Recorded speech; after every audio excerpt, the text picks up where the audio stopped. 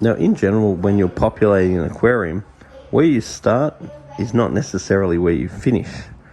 So if you're buying a bunch of fish with the sole aim of keeping those fish for their entire life, you need to make sure the aquarium is large enough to accommodate those fish as adults, and you need to make sure that the fish that you put with them are going to be compatible with those fish as adults.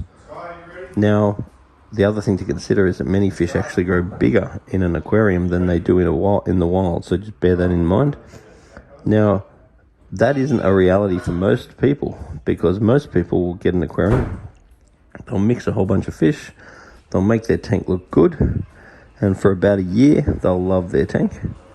And then for about a year, they'll like their tank. Then after that, they've seen it.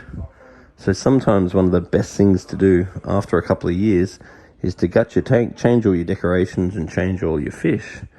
Now, to change your fish, all you do is catch out all the ones you don't want, take them to your local aquarium shop, trade them in, and then you get to buy some new fish again. Now, that's in the best interest of the fish, because the people that go and buy that fish in the aquarium shop are more likely to have a suited aquarium for that larger fish, and it also means that you get a whole new batch of fish, so therefore your interest is excited again, because if it's all different and you've got new fish to look at, you tend to look after it much more because you tend to watch it much more. So therefore that's also in the best interest of the fish. So various fish such as haplochromide species like these fellas, and then Mabuna species of cichlids like these fellas. Now, you can put them all in when they're young and you can watch them grow up. If you've got lots of fish, then in general, they won't have many issues with aggression. On the other hand, if you don't have many fish, issues with aggression tend to be a lot worse because it's not dispersed through the other fish, and fish tend to freak out a lot more if the population is low because they don't feel as safe. So let's say mixing Mabunas, which are these fellas, and they can grow up and be quite aggressive. And then you've got the haplochromide species, and they don't tend to be so bad.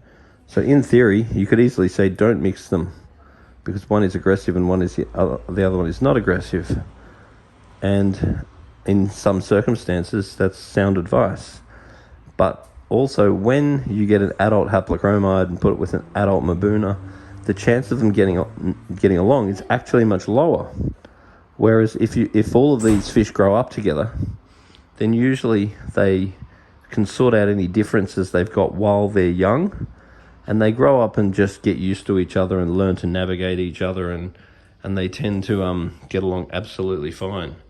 So one of the keys to mixing fish is putting them in when they're small, making sure that you've got plenty of them, and then to keep a good eye on them, because if any of them turn out to be a pain in the neck, it's better just to get rid of them than let them start killing your fish.